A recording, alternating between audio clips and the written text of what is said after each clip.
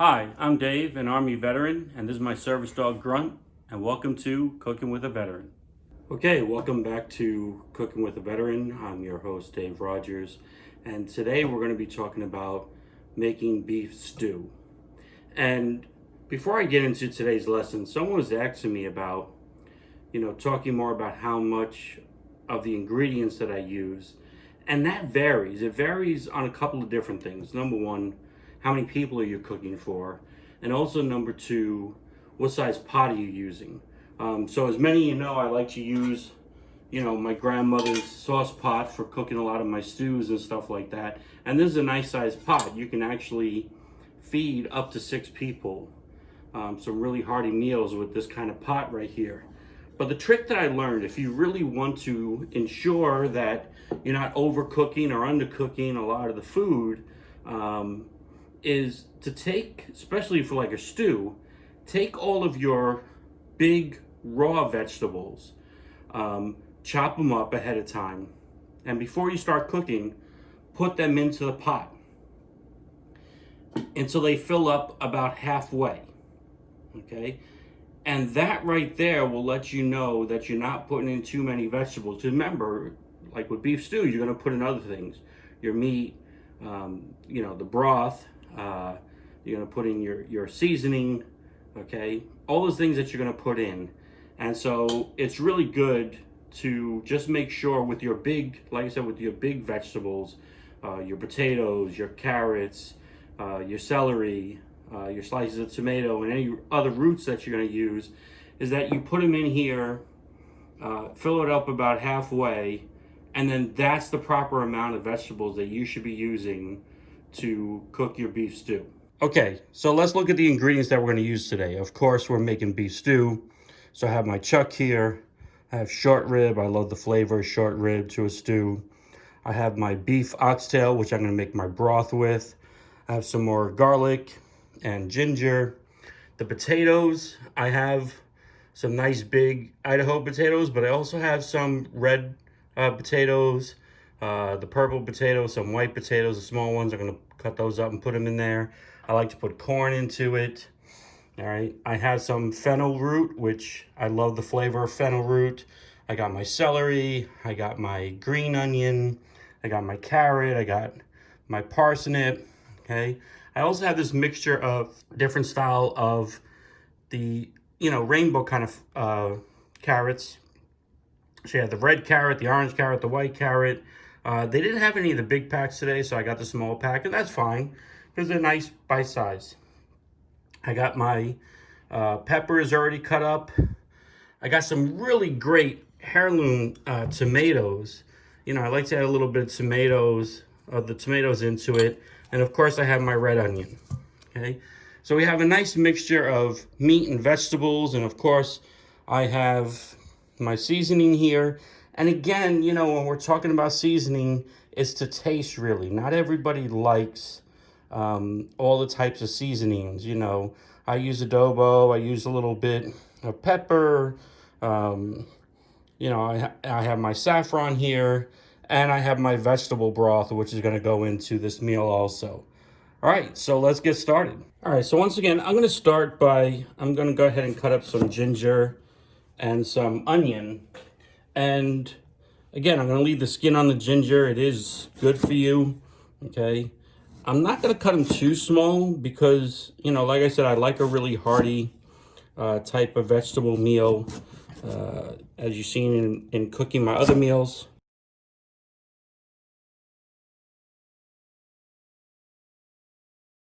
All right, so I'm going to start with my saucepan. I put a little bit of olive oil inside of here.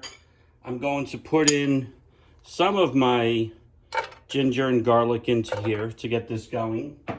All right, now that the garlic and the ginger are browning up nicely, I'm going to go ahead, I'm going to add in my short rib. Okay, using my ceramic pot because it carries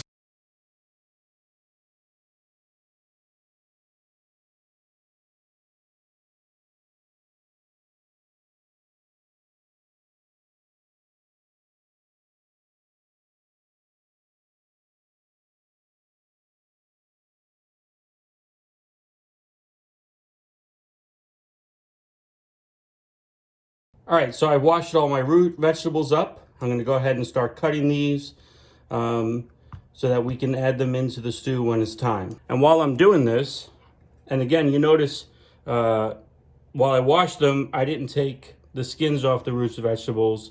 Again, those are good for you. They have a lot of nutrition in them, and they're safe to eat. All right, so while I'm cutting these up, I want to talk to you a little bit about where I learned how to make beef stew.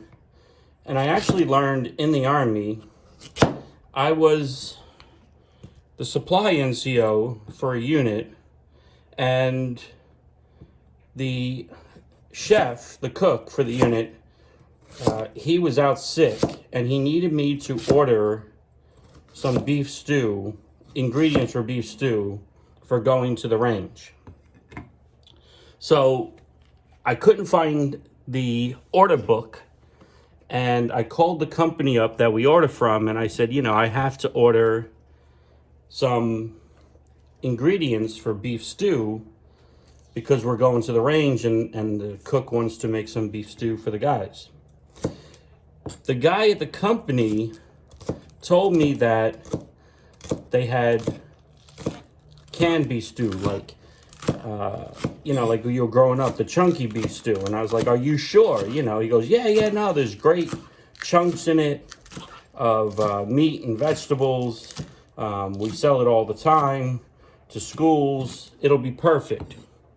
So not knowing, I went ahead and I ordered the cans of beef stew. And when we opened them up, we found it was mostly broth with just little tiny pieces of meat and vegetables in.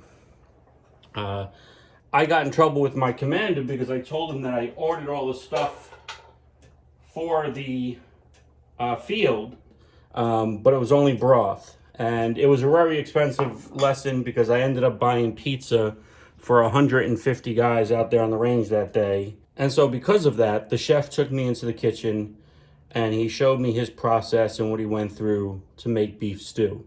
And again, you know, over the years, I've kind of changed it up some. I've added some stuff to it, some roots and things like that that I didn't learn from him, and different types of tomatoes and carrots and, you know, different types of seasoning. But I'm grateful to him for showing me how to make beef stew.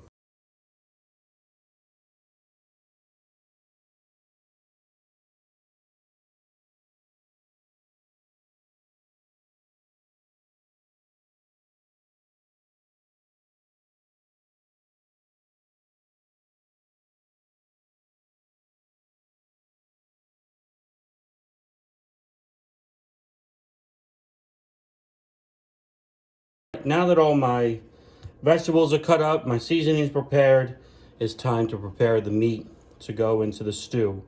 You know, it's getting very expensive this day for meat, but I was able to find this nice piece of chuck, and I'm going to go ahead and I'm going to cut them first into strips. Okay. And then from those strips, I'm going to cut them into cubes.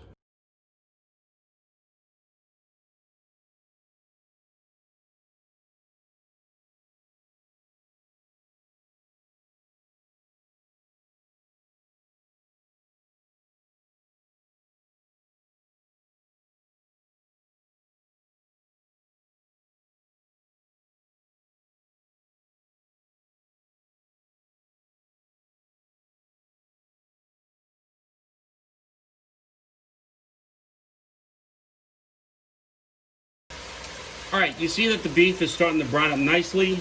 I'm gonna go ahead, I'm gonna add in about a cup of white wine. I'm gonna add in some Westchester sauce. I'm gonna go ahead and add in the remainder of my seasoning and my green onions. All right, so my meat is browned up really nicely. I'm not gonna brown it all the way because, again, remember, I'm gonna be cooking it longer within the stew itself. And at this time, I'm gonna go ahead, I'm gonna add my potatoes. I'm gonna add my root vegetables. I'm gonna add in my carrots, and I'm gonna add in my corn. I'm also gonna go ahead and add in my vegetable stock. Now I know this looks big, but remember, like we did with the chicken soup and with the gumbo, this reduces down as you cook it along. And so at this time now, I'm going to go ahead and I'm going to add in my broth that I made.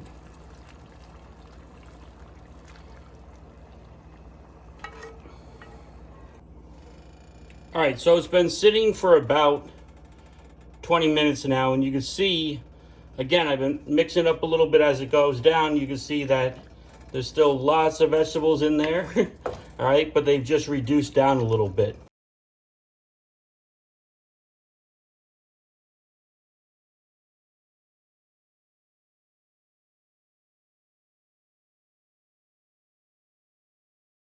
As I told you before, between the cooking, while I'm waiting for the stew to finish, I'm doing my cleaning. And when I was making my chili, someone sent me a message and they said, wouldn't it just be easier to do all this in a crock pot? It would. However, if you notice from watching my episodes, you don't see a microwave. I don't own a microwave. I do own a crock pot, which I use for certain types of dishes that I cook. But to me, I really love to cook meals that are not only good, but they're meals that you can reheat and cook up some more in an actual pot. It gives it a better flavor and it's healthier for you. The stew is not done yet, but I just wanted to show you how great it looks. As you can see, the vegetables did reduce down some, okay, but it just looks amazing. And until they get 4D television, it smells amazing. So we'll let it cook for about an hour longer because the meat's still a little tough and the potatoes still a little hard, and then we'll check on it again. All right, so the stew is all finished, and if you're wondering the best way to tell if your stew is done, it's simple. When you press a fork against the potatoes and the carrots, if they're soft but not mushy, and if the meat is tender, then your stew is done. So as always, at the end of every cooking session comes the tasting. Grab me some meat, grab me some carrot. The meat is tender, it's juicy. The carrot is soft, yet not mushy. Perfect beef stew. Until next time, hoorah! I hope that you enjoy joining us for Cooking with a Veteran. If you like our episodes, make sure that you subscribe below and you follow us for further episodes. If there's something that you'd like to see me cook, make sure that you send me an email or a message. Until next time, hoorah!